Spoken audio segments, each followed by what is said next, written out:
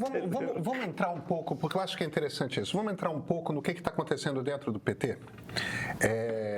O PT, desde que... Sabe que eu já fui filiado ao PT, né?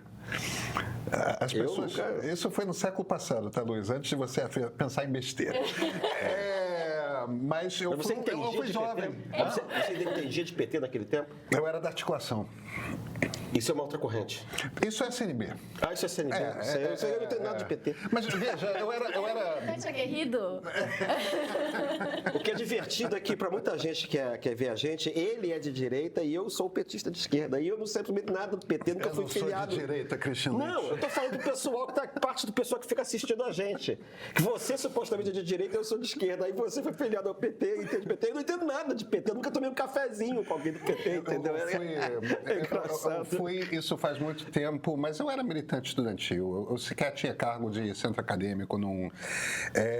E descobri cedo o suficiente que... eu queria ser jornalista e não político. É uma coisa que se consolidou quando eu já tinha... Se consolidou em 1999, no ano que... Foi um único ano em que eu não trabalhei em redação. O único ano da minha carreira que eu não trabalhei em redação, eu fui diretor de comunicação da Câmara Municipal do Rio, 1999. E a minha experiência dentro da Câmara, como uma pessoa que representa ali os vereadores para falar com a imprensa e tudo mais, foi de que eu não tenho estômago para trabalhar num lugar desse. É muito... Um dia eu conto as histórias, eu prefiro ficar... Jornalista ganha muito menos dinheiro quando trabalha desse lado do que daquele lado, mas eu prefiro ficar desse lado. Isso posto... Você conta nas memórias, quando todo mundo já estiver morto? Eu vou contar das propostas indecorosas que me fizeram. Eu ficava absolutamente apavorado. Mas o ponto aqui você tem algumas articulações, você tem algumas tendências no PT. As principais são, eu peguei aqui e anotei, Construindo o Novo Brasil, que é a tendência majoritária, tá certo? Que nasce da articulação lá dos anos 90, que é no fim das contas, digamos assim, a turma mais pragmática. É a tendência do Lula, é a tendência do Zé Dirceu, é a tendência menos à esquerda dentro do PT. Eu sei que para muitas pessoas é difícil você imaginar que exista gente não de esquerda dentro do PT e que na lista dessas pessoas não de esquerda dentro do PT estejam gente como Gleisi Hoffmann, mas a tendência menos à esquerda do PT, a mais disposta a conversas com o centro, a Construindo um Novo Brasil, antiga articulação. É o centro-direita do PT. É a direita do PT. É a direita do PT, por incrível que pareça. Aí tem a articulação de esquerda, que é bem radical, é uma posição, é um grupo importante, que são socialistas, são abertamente socialistas. Você tem a resistência socialista, que é ainda mais radical, é trotskista. Você tem o movimento PT, que é muito interessante, que é a tendência liderada pelo Washington Quaquá, que é interessante porque é de esquerda, mas não tem essas... Eu vou falar aqui como o Quaquá falaria. Não tem essas coisas, essas frescuras de ser trotskista, de ser isto, aquilo. Não. É super de esquerda, mas é uma coisa muito pragmática, com um pé no fisiologismo, isso o Quaquá não diria, do tipo... O PT precisa ser popular, o PT precisa falar com as periferias, o PT é uma coisa de uma política muito prática e cá entre nós o Quaquá faz isso bem. Eu só acho que tem como tem esse pé no fisiologismo, sabe, às vezes me lembra um pouco outro partido que eu conheci muito bem na minha juventude, que é o PDT. Essa turma do Quaquá, sem aquela coisa trabalhista nacionalista do Brizola, porque esse lado nacionalista não tem, mas essa coisa dessa relação com as capatazias das regiões, entendeu? É uma coisa, eu acho que você está entendendo o que eu estou dizendo, uma política muito prática de alianças com quem é que manda aqui nesse bairro, como é que o que eu posso fazer, o que eu posso construir, o que eu posso botar para o pessoal. Eu não entendo como é que isso pode ser muito de esquerda e ser pragmático ao mesmo tempo. É porque é uma coisa voltada para o popular, dane-se a classe média. É uma coisa povo, é uma coisa... Populista, nesse sentido. É popular e populista. É uma coisa que está preocupada com gente pobre. Entendeu? Tem uma preocupação real com gente pobre. O PT tem que falar com os pobres. Então, nesse sentido, é de esquerda. É realmente de esquerda no seu sentido mais prático.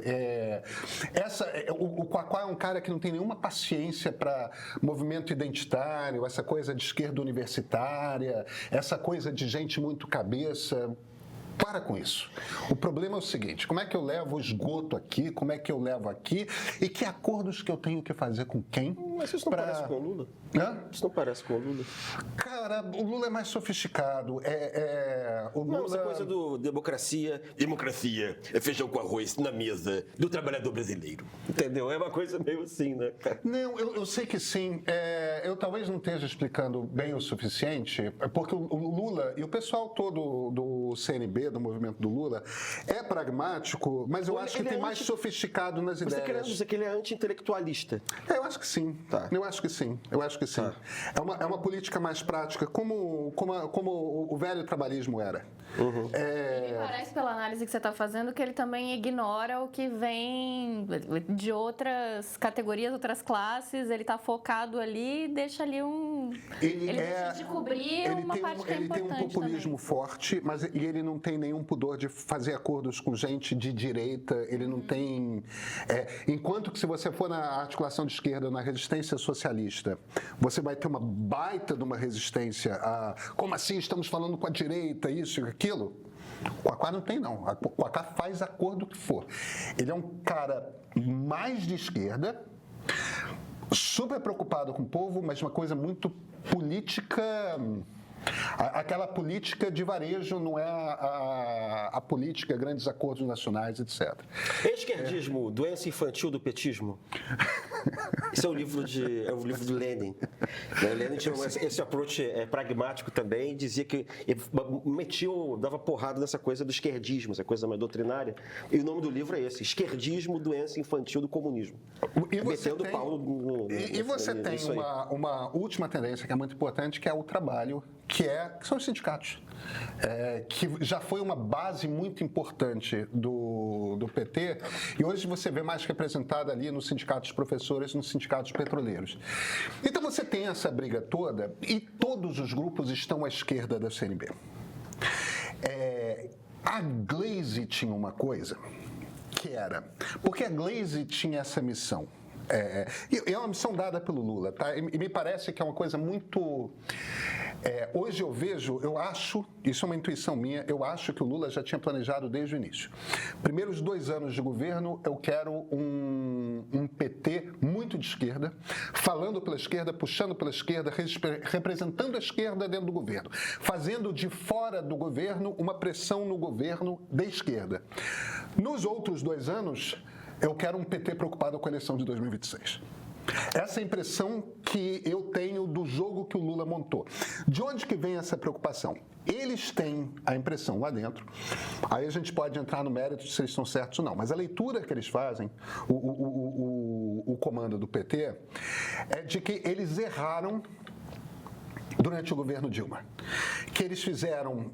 o PT se tornou governista demais, complacente demais, que traiu as bases de esquerda e por isso não teve apoio quando veio o impeachment, quando veio a prisão, etc. O PT sente que se afastou da esquerda estando no governo durante mais de 10 anos.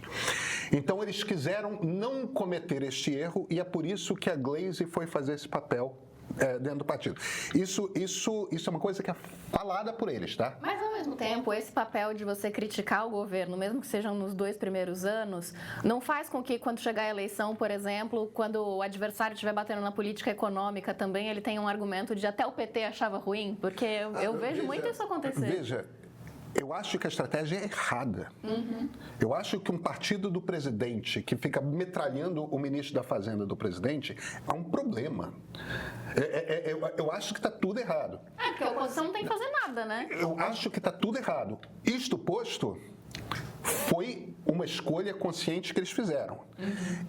Essa é a análise com a qual o Lula concorda e tudo mais. O que não estava no script é que eles iam botar alguém com o perfil do Edinho a partir do início de 2025. Na verdade, meados de 2025, né? Mas o Lula já tirou a Glaze agora. Então, qual é a ideia ali que parece estar na cabeça do Lula? O que parece estar na cabeça do Lula é o seguinte: dentro da CNB, a pessoa, para usar o seu termo, mais aguerrida à esquerda, é a Gleisi. Então, quando ele traz a Gleisi para dentro do Palácio do Planalto, ele parece estar dizendo para as tendências de esquerda do PT o seguinte: a interpretação minha e um pouco espelhando a interpretação que o Celso diz. O que o Lula parece estar dizendo para as tendências de esquerda do PT é o seguinte: eu não estou me afastando da esquerda, não. Eu estou trazendo a Gleisi aqui para dentro do Palácio do Planalto. Só bota alguém menos verborrágico na presidência do PT, porque eu estou com uma eleição difícil em 2026 e eu preciso falar com o centro e com a centro-direita de alguma forma. E aí, nessa chave, a Gleisi, na verdade, está sendo neutralizada. Então, Essa chave está sendo neutralizada do ponto de vista assim. Parece que você está fazendo uma coisa, na verdade, você estaria fazendo outra na medida que você está entregando o partido para alguém mais moderado. No caso do partido, sim. No o caso do problema partido, sim. é o que a Gleisi representa dentro do Planalto. Pois é, mas aí a gente não sabe o que ela vai fazer com o Congresso, de que tipo de função que ela vai fazer.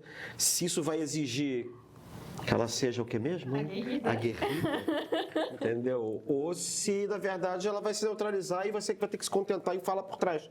Porque ela fica falando da política econômica, isso não é tarefa do ministro. Eu não acho que ela tenha o perfil de quem fica falando por trás, não. Eu acho que o Pedro já até falou disso, de quantas declarações ela vai dar aí nesse... Mas o problema é que assim, mas a gente não sabe o que vai acontecer, né? É isso que eu tô querendo dizer. Porque pela frente ela não vai poder falar, porque não tem nada a ver com a função dela. Agora, por trás, ela vai poder ficar apoiando a ala mais aguerrida, né? Ou menos moderada dentro do PT, né? Então a gente não sabe. Mas assim, eu acho que sempre que a gente pensa nessa coisa do Lula, a gente é um jogo de xadrez do caramba, porque ele tira daqui, compensa para cá, aí tira do lado de cá, ele vê cinco proveitos num movimento só, em fazer 2 movimentos, entendeu? Então é uma espécie de um poliedro, que você vai mudando, virando para ver. Alguém diria que no final fica tudo igual. Você fica compensando pra cá, puxando pra lá, no final fica tudo no mesmo lugar, entendeu? Eu não acho que fique, mas acho que talvez quase fique tudo no mesmo lugar, entendeu? Eu te falo, eu acho que o Lula comete um erro, ele tinha que ter posto alguém do Centrão nesse cargo.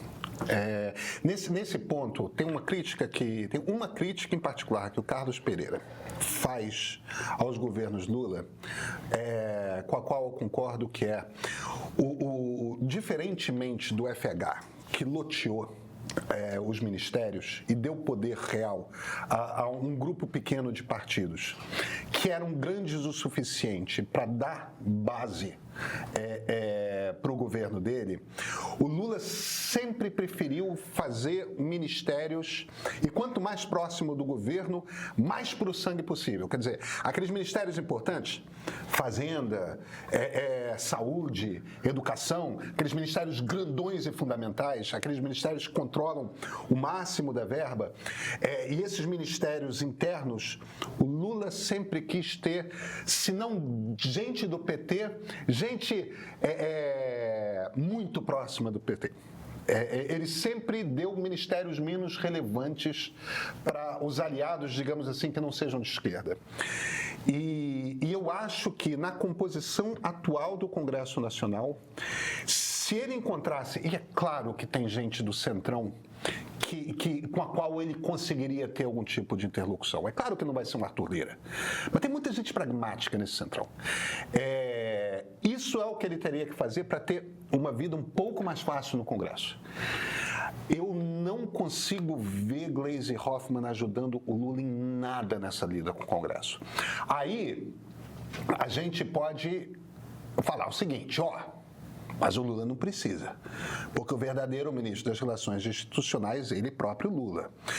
Tudo bem, eu acho que é um argumento legítimo, até porque ninguém negocia melhor neste governo do que Luiz Inácio. Esse cara é um...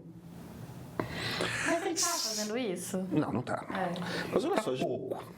A gente pode também fazer um outro tipo de raciocínio, assim, do tipo que o Congresso está perdido, isso não tem jeito.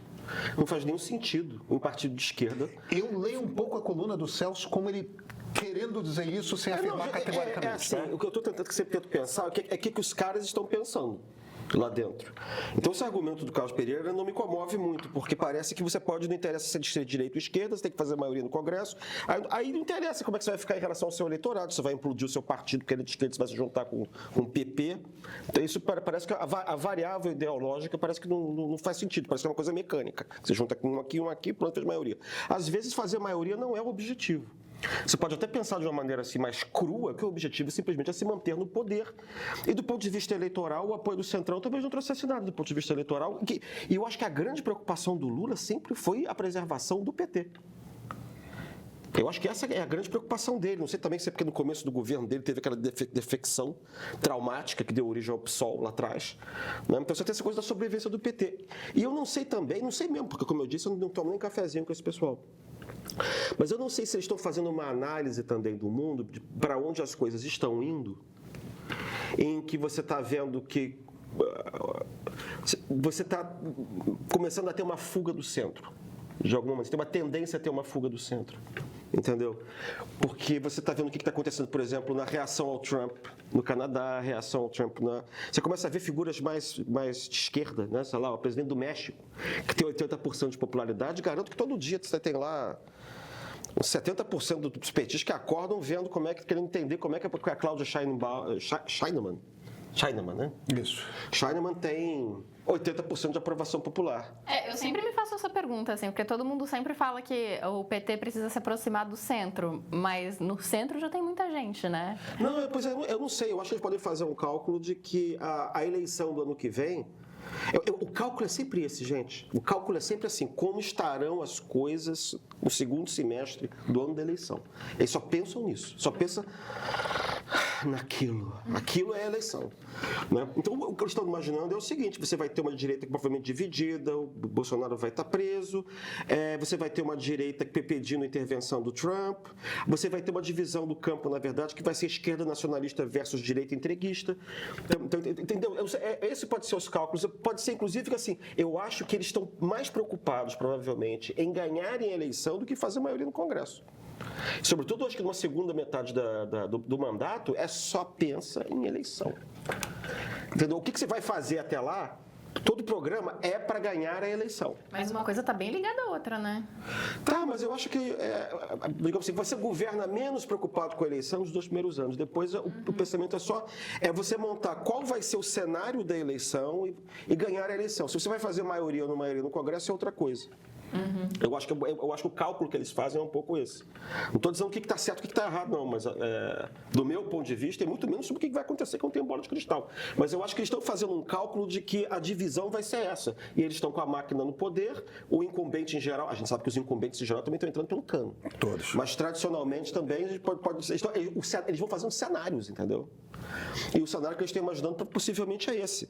Eu tenho falado aqui várias vezes, já escrevi coluna e tal, sobre esse negócio de que essa coisa de nacionalismo e entreguismo vai ser uma variável razoável, importante, que vai se aprofundar conforme o Trump vai... E outro dia saiu isso. Eu vi uma notícia no jornal ontem ou hoje que já estão pensando exatamente nisso, que o Lula está querendo fazer alguma coisa mais para frente para começar a apostar numa pauta nacionalista contra e roubar o discurso nacionalista da direita, da extrema-direita. Eu acho que tem um ponto importante aí que eu não sei o quanto que as pessoas têm isso no radar, principalmente nosso público que está assistindo, que é o seguinte: esse problema do incumbente é um problema real e que está no mapa. O que é o problema do incumbente aqui? Se você pega e faz uma análise, e muita gente, muitos cientistas políticos já fez isso, e você lista nos últimos 5 anos, todos 5, 10 anos, 5, 8 anos, todas as eleições presidenciais de democracias razoavelmente estabelecidas na Europa, nas Américas, o que você vê é o incumbente, ou seja, quem está na presidência da República ou quem está no comando do gabinete de primeiro-ministro, se ferra, perder a eleição. Mesmo quando você olha para os Estados Unidos, Trump era o presidente, perdeu para o Biden. Biden era o presidente, perdeu para o Trump. Mesmo que a candidatura fosse da Câmara, tudo mais. Isso está acontecendo direto. Existem exceções que provam a regra, como foi o caso do México, em que o AMLO foi foi sucedido por uma presidente do seu partido. Mas isto é a exceção que comprova a regra. Não quer dizer que a eleição do Lula ou de alguém que represente o Lula, que seja um candidato do Lula, como o caso do ministro Fernando Haddad, esteja perdida. Mas isso certamente é um peso grande. E essas derrotas são explicadas principalmente por inflação e por inflação de alimentos. Que esse não é um problema brasileiro. Essa inflação dos alimentos, tudo quanto é país da Europa está vivendo, os Estados Unidos estão vivendo, o Canadá está vivendo, está todo mundo vivendo esse negócio. No Canadá está acontecendo uma coisa bastante interessante, que é o seguinte: o premier canadense está sendo substituído agora, mas não, o Justin Trudeau não está sendo substituído, ele é um liberal progressista, e ele está sendo substituído internamente. A liderança do Partido Liberal está sendo substituída, então o ex-ministro da Fazenda, do gabinete do Trudeau, deve ganhar a eleição. Aliás, nem sei se já não aconteceu e já ganhou. Eu acho que foi ontem, não lembro o nome dele. Sim, ganhou. Mas foi presidente do Banco Central também. Desculpa, não foi ex-ministro da Fazenda, foi ex-presidente. Esse cara, que é um cara do partido do Trudeau, que faz uma leve oposição interna dentro do partido ao Trudeau, ganhou e deve assumir como primeiro-ministro e deve convocar eleições. Os conservadores estavam muito fortes, mas aí no Canadá está acontecendo uma coisa interessante, que é o seguinte: os conservadores, o conservador nacional populista, autoritário à la Trump, que estava super bem, depois que o Trump começou a cair em cima, o Canadá vai ser o 51º estado, vou ferrar com... Governador Trudeau. Esse troço está dando uma mexida, está mexendo com os brios nacionalistas dos canadenses, e aí o cara que estava fazendo, o reacionário lá que estava fazendo o discurso nacionalista, perdeu o discurso, porque ele se alinhou. Mark Carney. Exato. Mark Carney. E as intenções de votos conservadores despencaram. É isso. Então, acontece esses fenômenos, que o Canadá estava indo para esse caminho de um incumbente perder. De novo, o incumbente não precisa necessariamente ser a pessoa, mas o partido, o grupo político, né? No México, de novo, continuou a presidência no mesmo grupo político, no mesmo partido, embora tenha mudado a pessoa no comando. É possível que os liberais continuem no comando do Canadá, mas é porque o Trump ajudou, tirando o discurso nacionalista dos reacionários. Exato. E entregando para quem está em oposição ao Trump. Não, nós resistimos ao Trump. Só que o Brasil não está se formatando dessa forma. Até porque o Brasil não faz fronteira com os Estados Unidos e a América Latina aparentemente está muito distante das prioridades do Trump.